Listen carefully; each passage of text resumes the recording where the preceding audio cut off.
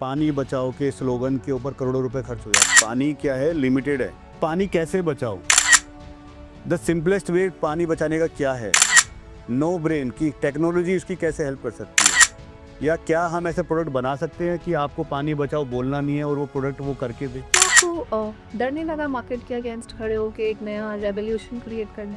Hitch तो आती है कि क्या मैं ये चीज़ें कर रहा हूँ गलत तो नहीं है, या फिर इसका कहीं नुकसान तो नहीं होगा।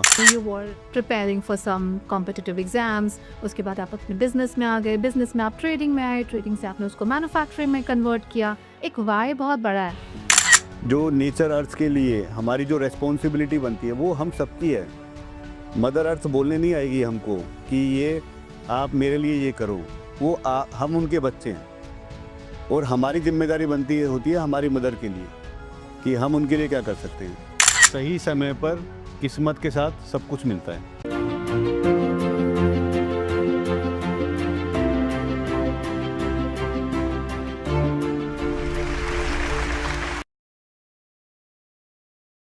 Hi and thank you for tuning in. Business minds, business provokers, business providers, the dynamics of the business industry is changing rapidly. With new, fresh entrepreneurs, we see people creating better methodologies, better products, because they understand their customer well. And they're not here only for business. They're here to contribute. They're here to give that full satisfaction. It's just not one. We take an inspiration from Tata's, but a lot of people follow him as an idol. Today we are here with an eminent guest who just is not a force and a power for the manufacturing industry. He's been a visionary business leader, just not transforming his business, transforming businesses for people associated with him. Let's welcome Mr. Rahul with us. Hi Rahul, and thank you for coming on our platform. Thank you Surbhi, and it's honor for me to hear. हमारे audience जानना चाहेंगे journey start कहाँ से की आपने Rahul? What was that first step you took? आपने पहला जो पड़ाव रखा उसके बाद आपने मतलब वो पहला मोमेंट क्या था? ये जर्नी स्टार्ट हुई थी मई 2003 से। मई के एग्ज़ाम्स के बाद कॉम्पिटिटिव एग्ज़ाम्स के प्रिपरेशन कर रहा था, तो ब्रदर का कॉल आया था मेरी मदर के पास। उनको एक वर्किंग हैंड की ज़रूरत थी। वो ऑलरेडी अपना बिजनेस कर रहे थे चावड़ी बाज़ार दिल्ली में। शाम को मैं जैसे खेल के अपने फ्रेंड्स के साथ खेल के घर में घुसा, तो फिर मम्मी से बात हुई, डिनर वगैरह करा, तो मम्मी ने बताया कि ऐसे आप ब्रदर का फ़ोन आया था और उनको एक वर्किंग हैंड की ज़रूरत है, तो बता कैसे करना है। तो मैंने ठीक है, अब हम दो ही भाई है तो मुझे ही जाना पड़ेगा, तो मैं चला जाता हूँ वहाँ पे। और वहाँ से फिर मैं दिल्ली आया, और दिल्ली में आके मुझे बिज़नेस का कुछ उस टाइम पे नहीं नॉलेज थी, और मैंने जब ब्रदर के साथ देखा, सारी चीज़ें समझी, और वहाँ से मैं बोलूँगा कि वहाँ से मैंने बिज़नेस को स्टार्ट करा।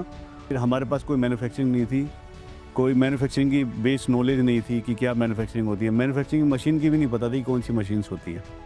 पहले हम ऑलरेडी रीडिंग करते थे, मार्केट चावड़ी बाज़ार से मटेरियल लेते थे, और नांगली नेतापड़ एक मार्केट होती थी, वहाँ पे रिटेल शॉप्स लाइन से होती थी, तो वहाँ पर हम जाके मटेरियल को सप्लाई किया करते थे। तो सप्लाई करते करते विद इन 2-3-4 मंथ हम क्या करते थे, वहाँ पे वीकली होती है कि आप जाओगे, वीकली आपको जाना है, तो वीकली आपको कुछ पेमेंट मिलती है, पेमेंट के साथ ऑर्डर मिलती है, और ऑर्डर के साथ अगर उनको कोई प्रोडक्ट में कुछ कमी होती है तो वो रिप्लेसमेंट भी करते हैं। तो मैं जब जाता था तो डेली घर से, मैं पहाड़गंज रहता था, तो पहाड़गंज से डेली नांगलोई नजफगढ़ मार्केट करते, डेली मतलब एवरी संडे हम जाते थे, और संडे में 100 किलोमीटर करीब मोटरसाइकिल चलाते थे उस टाइम पे हम, और सभी शॉप टू शॉप जाकर अपनी पेमेंट भी कलेक्ट करते थे, ऑर्डर भी लेते थे और रिप्लेसमेंट भी लेते थे। और फिर जब वो रिप्लेसमेंट हम अपनी शॉप पर आकर ओपन अप करते थे, तो उसमें मुझे टेक्निकल थोड़ा सा क्या है, ज़्यादा क्यूरियस रहता है माइंड कि ये हो रहा है तो क्यों हो रहा है। उससे पहले मेरे ब्रदर भी करते थे, तो वो क्या करते थे, जैसे रिप्लेसमेंट कुछ आती थी तो सीधा वेंडर को दे देते थे, और वेंडर उसके बदले में या तो क्रेडिट नोट देता था या फिर वो नए प्रोडक्ट दे देता था। पर जब मैं आया तो मैंने ये देखा कि ये हो क्यों रहा है। उसको प्रोडक्ट को ओपन करते, कौन सा पार्ट है जो वियर हो रहा है, और जो वियर हो रहा है वो क्यों हो रहा है, उस पार्ट के अंदर रीजनिंग क्या है। और वो मैं अपने वेंडर के साथ बात करता था कि भाई इसको आप ठीक करो, और ठीक करने के बाद फिर हम उसको और वापसी प्रोडक्ट और बेटर करवा के उसको मार्केट में पिच करते थे। पर जैसे जैसे हम मार्केट में ये चीज़ें कर रहे थे तो हमारे साथ फिर एक और चैलेंज आने लगा कि थोड़ा, या तो जब जैसे हमारा काम बढ़ रहा था तो या तो डिलीवरी डिले हो रही थी, और फिर हम कुछ लोगों के पास गए जिनके पास स्टॉक होता था तो उनके पास प्राइसिंग का इशू रहता था कि उनके प्राइस ज़्यादा रहते थे, और जिनके पास प्राइसिंग ठीक है और डिलीवरी भी टाइम पे है उनके साथ क्वालिटी का इशू होता था। तो जब हम मार्केट में जा रहे थे वहाँ पे चैलेंज आ रहा था, हम तीनों चीज़ एक साथ डिलीवर नहीं कर पा रहे थे, प्राइस, क्वालिटी एंड टाइम। तो वो एक नीड थी उस टाइम की, और वो समय की एक हमारी कस्टमर को वैल्यू देने का एक जो ज़रूरत थी उसकी, वो हमें समझ में आई। और उसके साथ हमें ये समझ में आया कि ये जो पॉसिबल है ये थर्ड पार्टी या किसी और के थ्रू नहीं है पॉसिबल। तो हमें वो एक नीड समझ में आई मैन्युफैक्चरिंग की, और वो मैन्युफैक्चरिंग की नींव इस प्राइस, क्वालिटी, टाइम के आधार पर हमने शुरुआत करी थी, और उसी के साथ फिर हम वो ढूंढते ढूंढते आज तक हम इस 2 डेकेड की जर्नी को क्रॉस कर पाए हैं। राहुल, बहुत बड़ा है आपका ट्रांजिशन। मैं बेस से देख रही हूँ, you were preparing for some competitive exams, उसके बाद आप अपने बिजनेस में आ गए, बिजनेस में आप ट्रेडिंग में आए, ट्रेडिंग से आपने उसको मैन्युफैक्चरिंग में कन्वर्ट किया। एक वाई बहुत बड़ा है।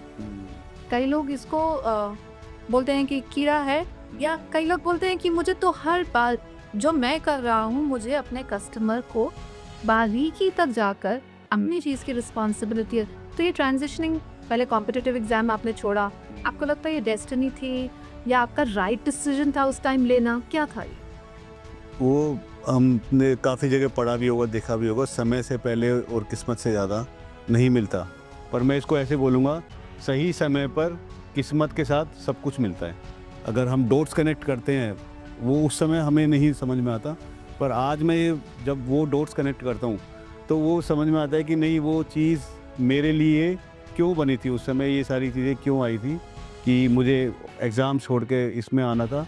मैं आज जो देखता हूँ कि मेरे पास 10,000 से ज़्यादा टेक्नीशियन है हमारे साथ एसोसिएट, और पूरी इंडिया के अंदर 15,000 से ज़्यादा डीलर हैं, और मेरी टीम के अंदर 100 से ज़्यादा लोग हैं, और बहुत ही प्रोफेशनल लोग हैं। ये सब चीज़ें हैं जो आज मुझे प्राउड फील कराती है, और मैं कहता हूँ कि मुझे बहुत कुछ मिला इन सब लोगों के साथ, और हमारी ये जर्नी आगे तक इनको मल्टीप्लाई करने में लगी हुई है। आपने इतने लोगों को एम्प्लॉयबिलिटी दी हुई है, इंडिया में जो अनएम्प्लॉयबिलिटी इतनी बढ़ रही है, तो आपका ये जो मैन्युफैक्चरिंग सेटअप है या जो भी इसका विजन है, जो आपका विजन है, उस वजह से हमारे इतने लोगों को जो एम्प्लॉयबिलिटी मिली है, ये आपका कहीं कोई ऐसा विजन है जो आई एम श्योर यहाँ तक तो सीमित नहीं है, कि इसको मल्टीप्लाई करने का, स्ट्रैटेजाइज करने का आपके पास पूरा एक रोड मैप होगा। आप क्या चाहते हैं? क्या आपने इसी प्रोडक्ट से शुरू किया, इसी में ट्रेडिंग करी और इसी को मैन्युफैक्चर तब से अब तक करते आ रहे हैं? मैंने जब ज्वाइन करा था तो जो 25 साल के अंदर चेंजेस आते थे या कोई नया डिज़ाइन आता था तो उसको 20-25 साल तक लगता था, और अब जो आज की जो दुनिया जो ट्रेंड चल पड़ा है वो है कि जो 25 सालों में चेंजेस आता था वो अब मैं बोलूँगा कि 1 साल में भी उससे बड़े चेंजेस देखने को मिलते हैं। तो प्रोडक्ट की बात करें कि मैंने सिर्फ हाँ, ये फैक्ट है कि मैंने सिर्फ इसी प्रोडक्ट लाइन को ही अपना नीश माना कि ऑल ओवर वर्ल्ड में इतने चेंजेस आ गए हैं कि मैं उसको अब यहाँ पे मैं देख के समझ के, और हम इंडिया के अंदर इंडिया के प्रोडक्ट के हिसाब से, इंडिया की नीड के लोगों के हिसाब से कैसे कर सकते हैं, इसके अंदर बहुत काम है। और उस बहुत काम को मैंने देखते हुए फिर ये डिसाइड करा हुआ है कि अभी भी हमारे पास जो सीरीज जो ये सैनिटरी का जो हमारा पोर्टफोलियो है, इसी के अंदर बहुत अभी काम है, और इसी को ही मैं आगे लेके जाऊंगा। और भी नहीं, मतलब प्रोडक्ट लाइन वही रही, आपने एक ही प्रोडक्ट से शुरू किया, वही मटेरियल से ही, या आपका कुछ कॉन्सेप्ट में भी रेवोल्यूशन रहा है चेंज करने का? हाँ, कंसेप्ट तो हमारे चेंज होते ही है। जैसे हम पहले नल को नल देखते थे, अभी हम जो अपने कैटलॉग में जो अपने प्रोडक्ट को हम बताते हैं, हमने पूरे घर को 4 पार्ट में डिवाइड करा हुआ है, जो कि kitchen, wash basin, shower area and toilet area. तो 4 पार्ट में नलों को डिवाइड करा, उनकी पानी की नीड को समझा कि कहाँ पर कितना नल की पानी की ज़रूरत होती है, और किस तरह के डिज़ाइंस और किस किस तरह के पैटर्न वहाँ पे नीड होती है।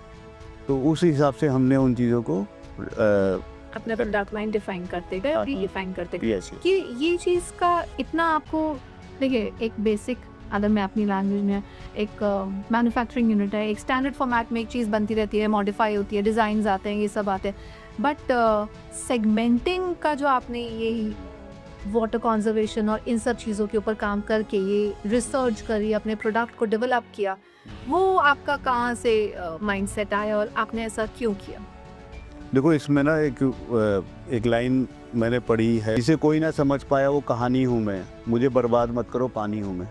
तो जितने भी आज के समय में लोग देखोगे कि पानी बचाओ के स्लोगन के ऊपर करोड़ों रुपए खर्च हो जाते हैं कि पानी बचाओ अवेयरनेस। तो ये, लेकिन पानी कैसे बचाओ? द सिंपलेस्ट वे पानी बचाने का क्या है? नो ब्रेन की टेक्नोलॉजी उसकी कैसे हेल्प कर सकती है, या क्या हम ऐसे प्रोडक्ट बना सकते हैं कि आपको पानी बचाओ बोलना नहीं है और वो प्रोडक्ट वो करके दे। ठीक है, तो मैं उस नीड को समझते हुए, उस खोज को करते हुए कि भाई ये चीज़ कैसे पॉसिबल है और कहाँ पर किस चीज़ की ज़रूरत है, उस हिसाब से हम प्रोडक्ट ही बना देना। मान लो किचन के अंदर मेरे को नीड क्या है, तो हमने वो समझा।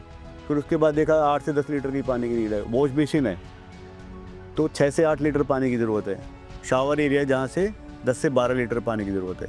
पहले तो वो नीड को समझा, फिर उस नीड को कैसे हम पूरा करें, वो पार्ट हमने ऐसा डेवलप करा हुआ है आगे एडिटर कि उससे ज़्यादा पानी आगे आएगा ही नहीं।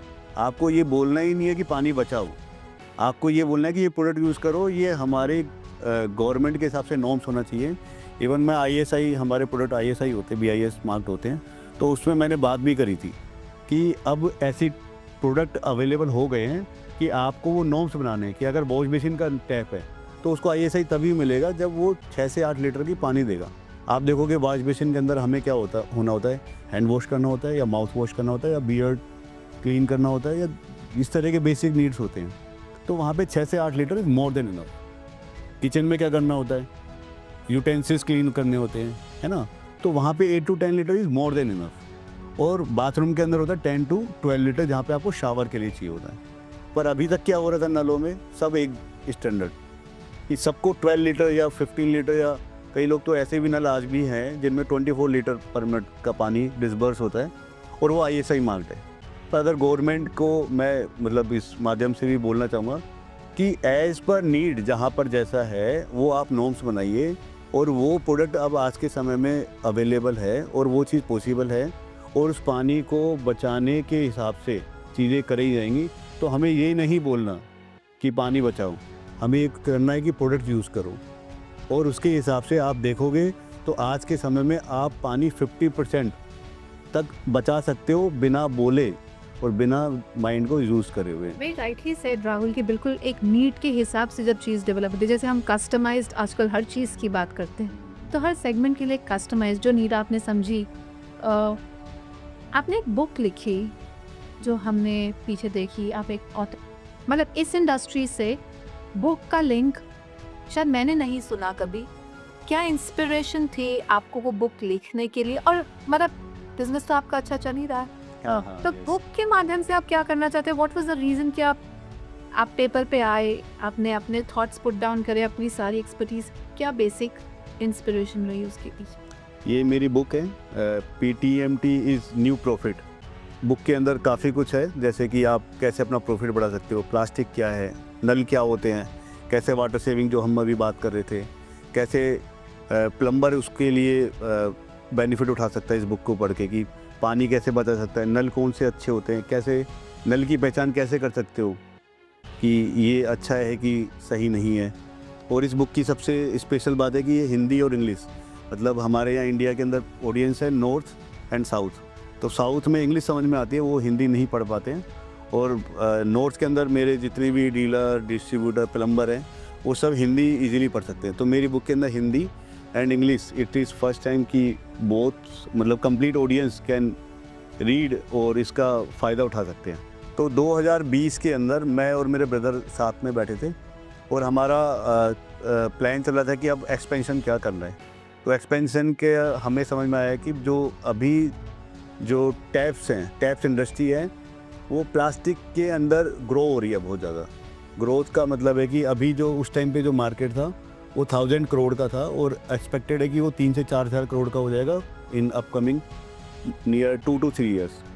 तो हमें वो सब चीज़ें जब मैं उसके लिए फिर मैं R&D के अंदर गया कि इसके अंदर क्या होता है प्लास्टिक, कौन सी प्लास्टिक यूज़ करते हैं और इसकी स्ट्रेंथ क्या है, इसके अंदर ब्रांड वैल्यू कहीं ऐसा तो नहीं कि अगर हम कहीं ऐड कर लें तो कहीं हमारी ब्रांड वैल्यू के ऊपर कोई इम्पैक्ट ना आ जाए, और डीलर डिस्ट्रीब्यूटर को क्या फ़ायदा हो सकता है और क्यों यूज़ करेगा कंज्यूमर और प्लास्टिक है। क्यों मैन्युफैक्चरिंग वाला, मुझे आप बस एक पहले तो ये बताइए, और आपने वो क्या एक दिन रात को दिमाग में आया और आपने सोचा कल सुबह से तो मुझे बुक लिखनी है, एक चीज़ देनी है सोसाइटी को, अपने लोगों को, वो क्या क्या क्या थॉट?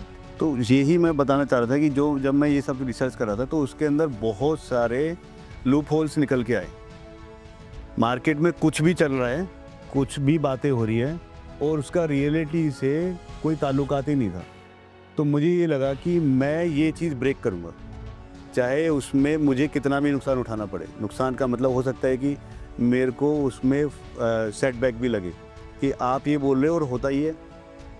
तो वो चीज़ें मुझे समझ में आया कि मैं वहाँ से लोगों को एजुकेट कर सकता हूँ। मैं सब जगह नहीं जा सकता, पर मेरे वर्ड्स सब जगह जा सकते हैं। और ये बुक ऐसी चीज़ है जो आने वाले कितने भी ईयर्स तक सस्टेन रहेगी, ठीक है। तो वो एक नीड समझ में आई कि मैं अपने जो कंज्यूमर्स हैं, जो मेरे से जितने भी लोग इस सैनिटरी इंडस्ट्री से रिलेटेड है, इस फॉसेट इंडस्ट्री से रिलेटेड है, उनको मैं एजुकेट करूं। और एजुकेट करने का एक ही माध्यम समझ में आया, ये बुक।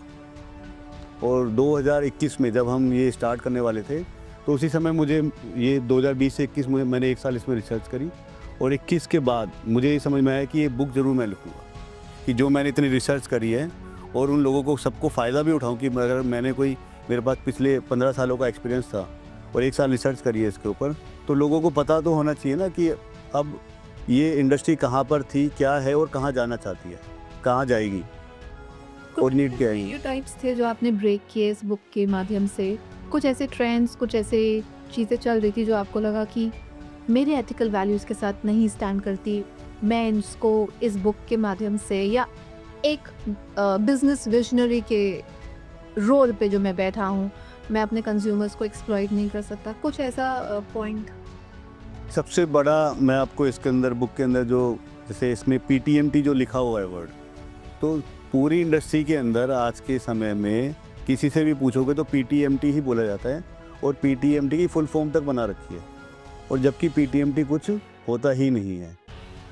तो उसका PTMT मतलब लोग एंट्री लेवल पे बैरियर बनाने के लिए कि ताकि बाकी मैन्युफैक्चरर से को पता ना लगे, तो वो चीज़ वहाँ पे क्रिएट करी। तो मेरी बुक के अंदर फर्स्ट पेज के अंदर ये मैंने ब्रेक करा कि ये PTMT नहीं, ये PBT है।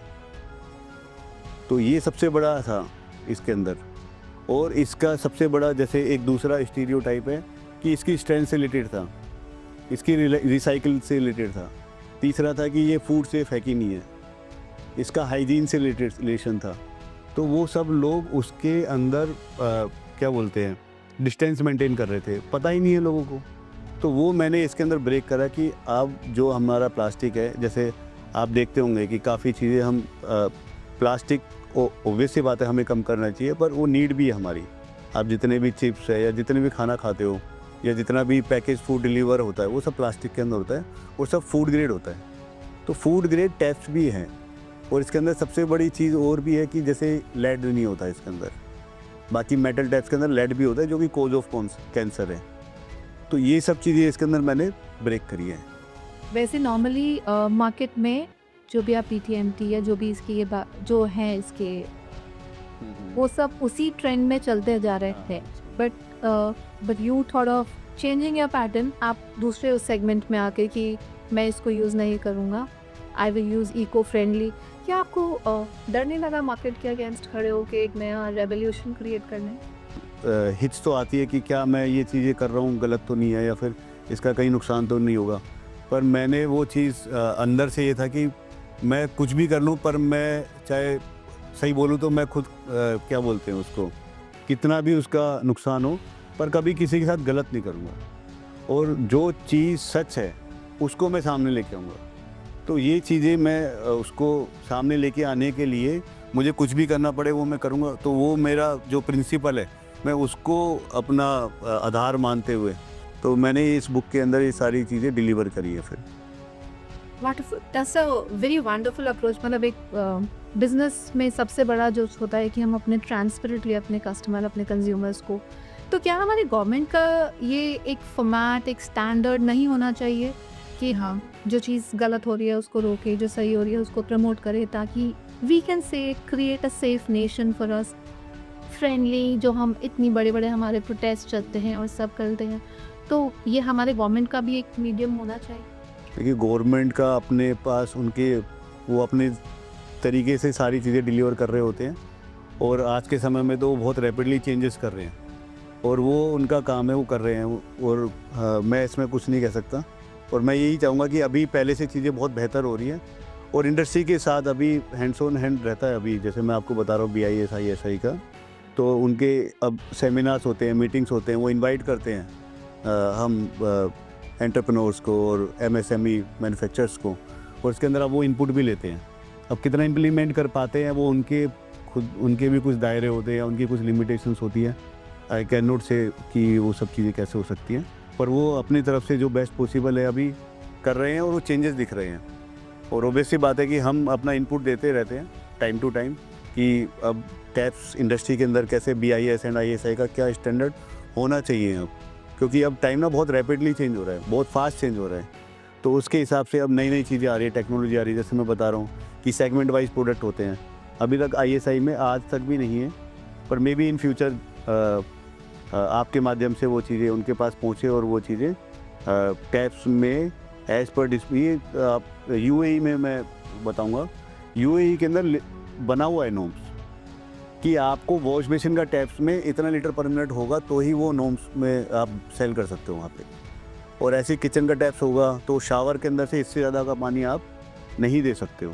तो ये ऑलरेडी अदर कंट्रीज़ में है और मुझे लगता है जल्दी अपने इंडिया में भी आएगा और उससे सभी को वाटर सेविंग का फ़ायदा मिलेगा। अभी मैं कल ही नरेंद्र मोदी जी का भाषण सुन रहा था, उसमें महात्मा गांधी मनरेगा करके एक स्कीम है, उन्होंने बोला कि उसका फंड को भी आप अपने अधिकारियों को बोल रहे थे कि देखो कि कैसे वाटर सेविंग के लिए यूज़ कर सकते हो।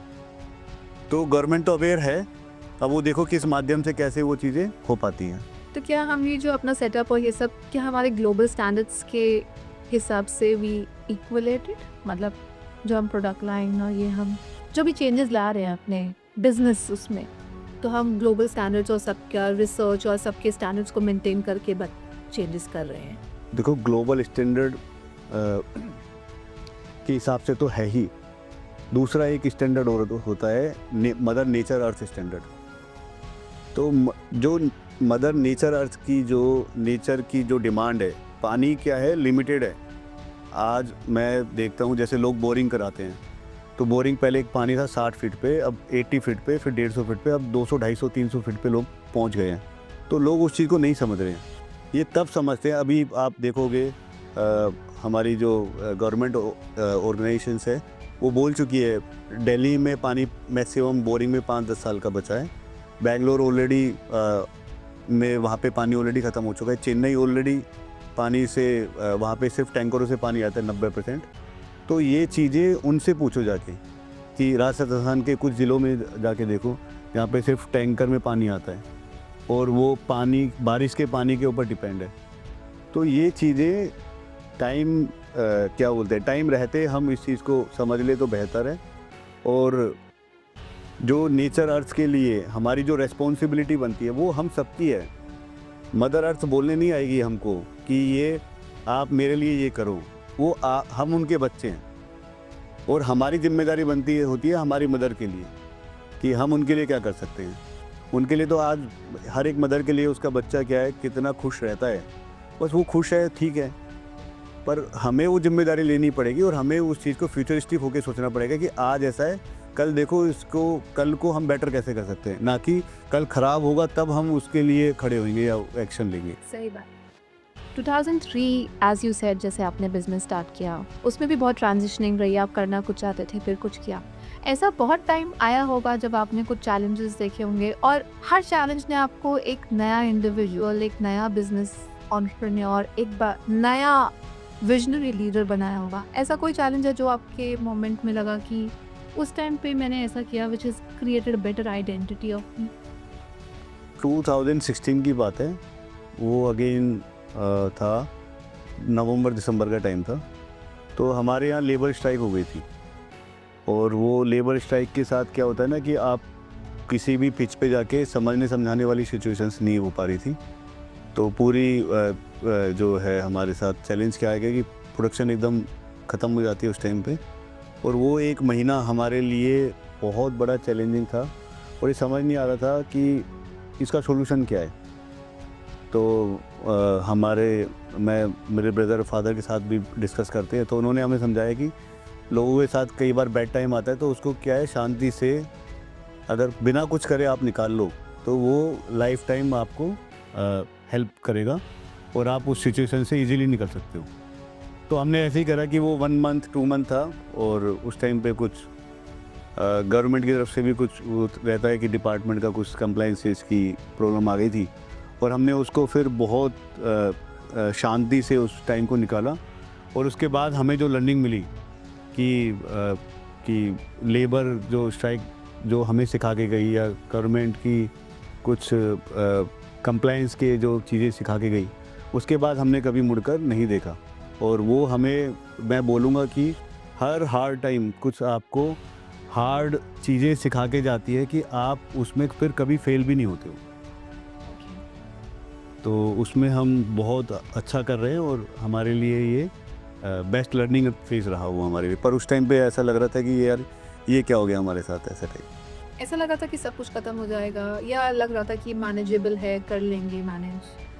एक सडन ऑफ सिचुएशन जब आती है ना ओवर द नाइट, जो शुरू के 1-2 दिन होते हैं, 72 घंटे, उस टाइम पे कुछ नहीं समझ रहा होता, क्योंकि ये कभी सिचुएशन आपने अज्यूम भी नहीं करी होती है कि ऐसा कुछ हो सकता है।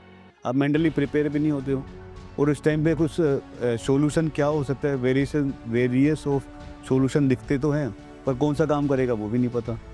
तो इस सिचुएशन पे सबसे जो हमें बेस्ट रहा कि हम उसको इजीली निकाल लें, और वो फिर हमें लर्निंग देके जाता है अच्छे।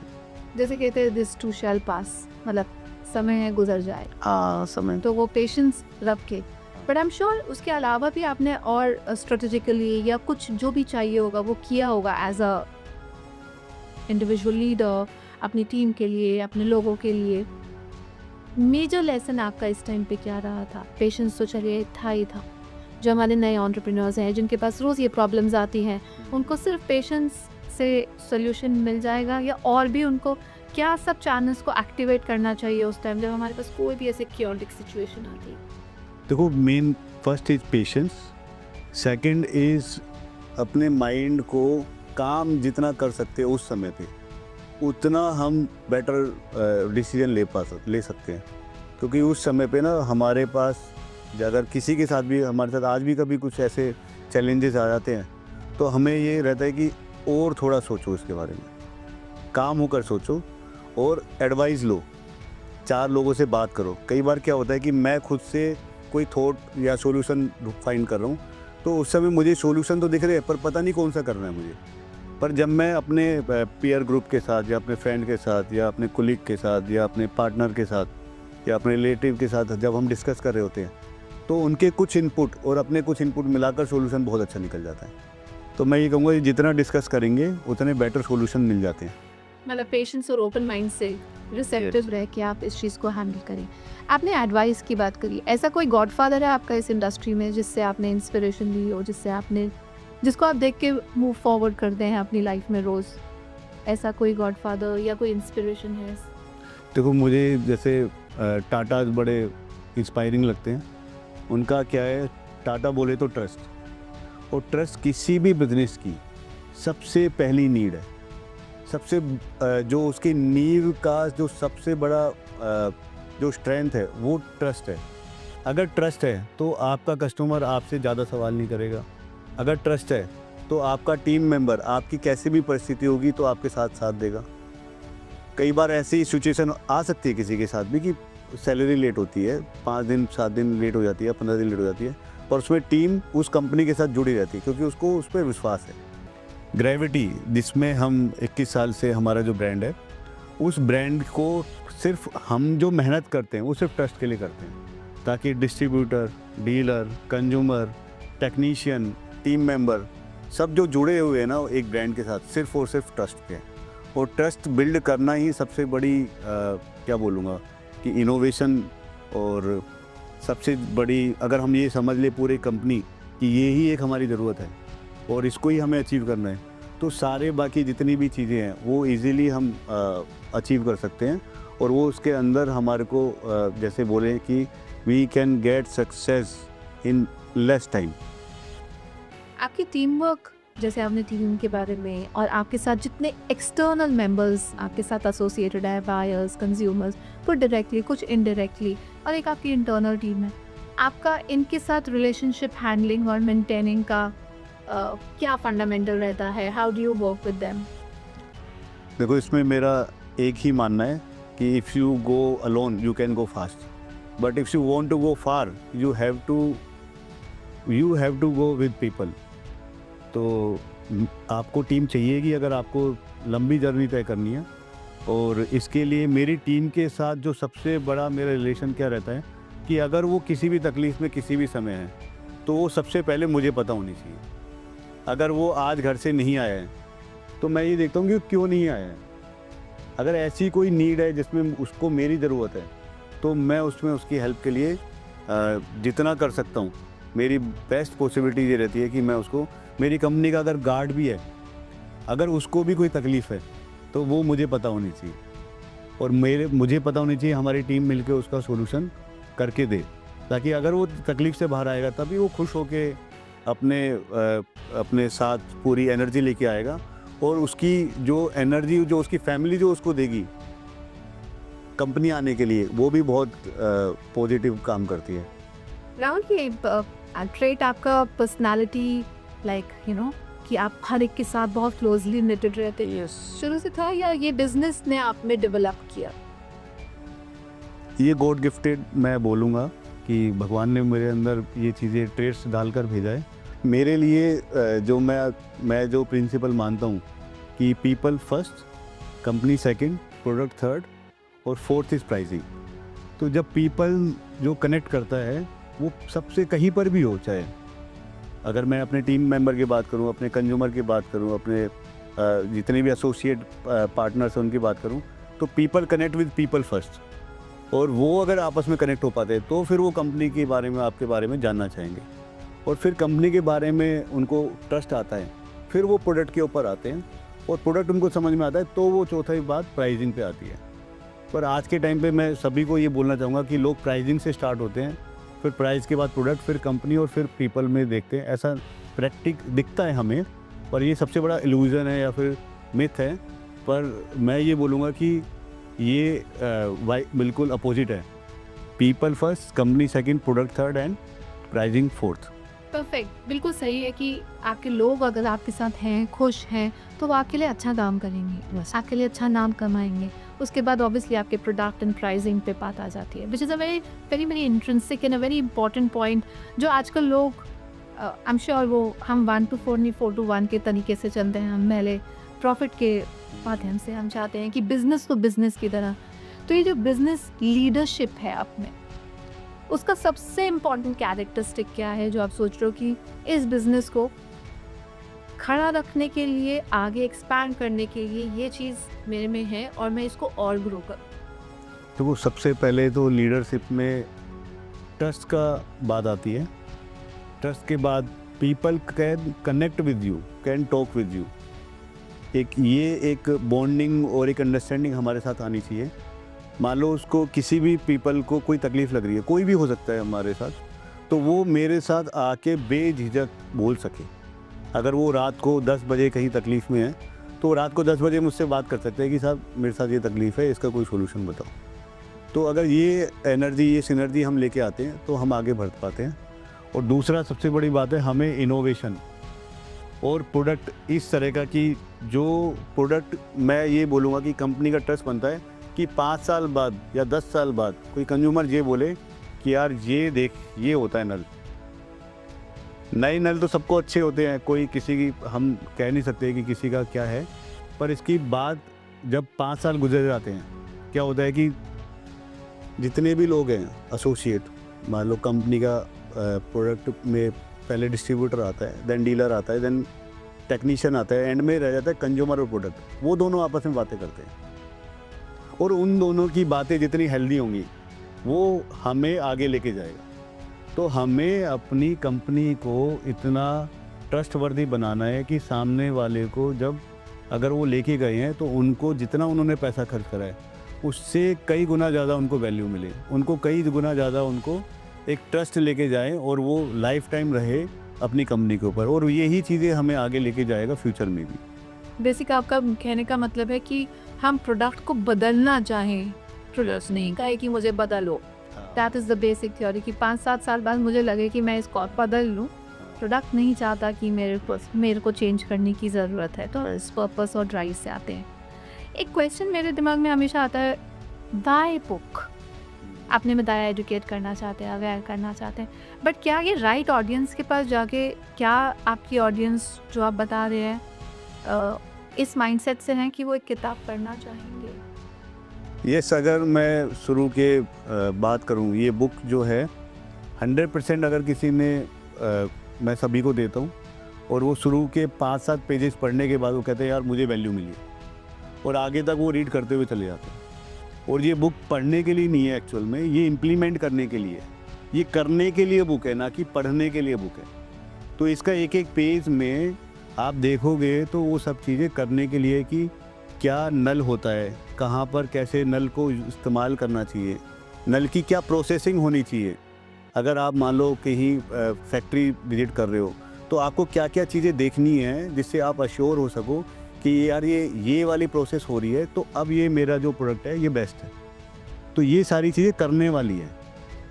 ओके, सो बिल्कुल इट्स अ हैंड बुक, जैसे इम्प्लीमेंटेटिव वे में हम इसको यूज़ कर सकते। We see a lot of expanding markets और हर जोन, हर रीजन की मार्केट अलग है। उसी हिसाब से कस्टमाइज हमारे प्रोडक्ट्स होते हैं, डेवलप होते हैं, and that is how we survive and sell in the market. आपका भी ऐसा कोई स्ट्रेटेजिक तरीका है for market acquisition, client acquisition, जो आप अपने प्रोडक्ट में डालते हैं कि वो प्रोडक्ट उस लेवल, उस हिसाब से, उस मार्केट के लिए, उस रीजन के लिए बनाए? ये 100% आपने बिल्कुल जो कहते हैं ना कि बहुत अच्छा क्वेश्चन करा है। हमारा जो इंडिया का अगर आप देखोगे तो every state is like a country.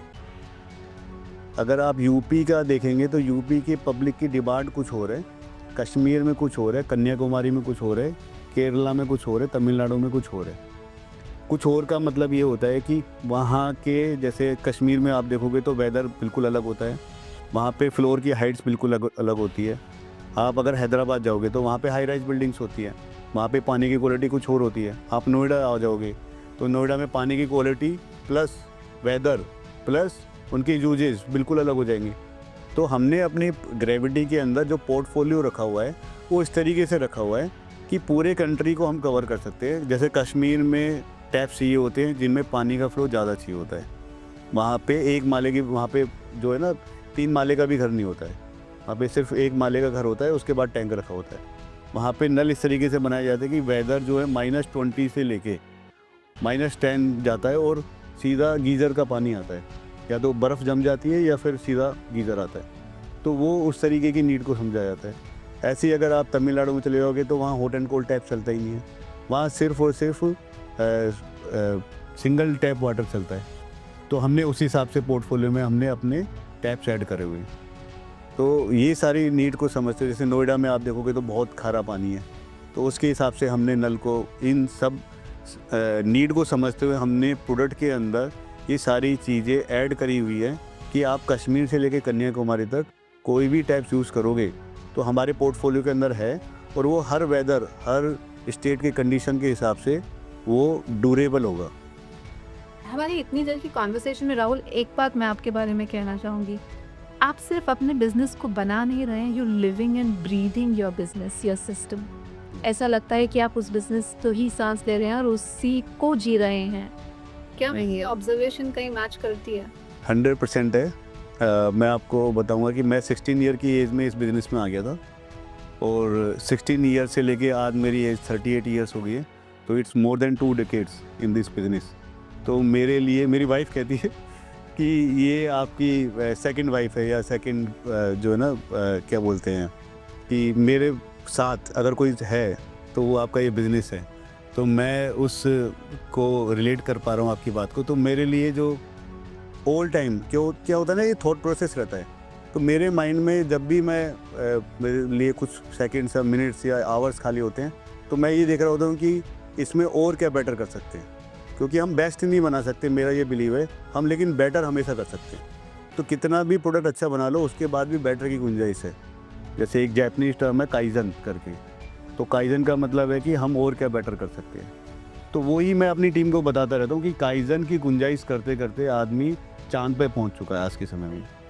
तो टैप्स इंडस्ट्री के अंदर अभी तो बहुत रेवोल्यूशन बाकी है, और हम उसको आइडेंटिफाई करें और उसको सोचें और प्लान करें कि हम उसको और कैसे अपने आइडियाज़ को इम्प्लीमेंट कर सकें। और मेरी कंपनी के अंदर मेरी टीम को पूरा फ्री हैंड है। अब जैसे 3D प्रिंट होते हैं, मतलब पहले क्या होता था, कोई प्रोडक्ट का जो एक डेमो प्रोडक्ट बनाने के लिए बहुत मेहनत करनी पड़ती थी, उसको क्या बोलते हैं फाइल से पूरा बनाना पड़ता था, एक ब्लॉक लेकर उसको फाइल से बनाना पड़ता था। अब क्या हो गया, सारी टेक्नोलॉजी आ गई है, आप उसको कंप्यूटर में डिज़ाइन करो, 3D प्रिंट करो और टेस्टिंग करो प्रॉपर।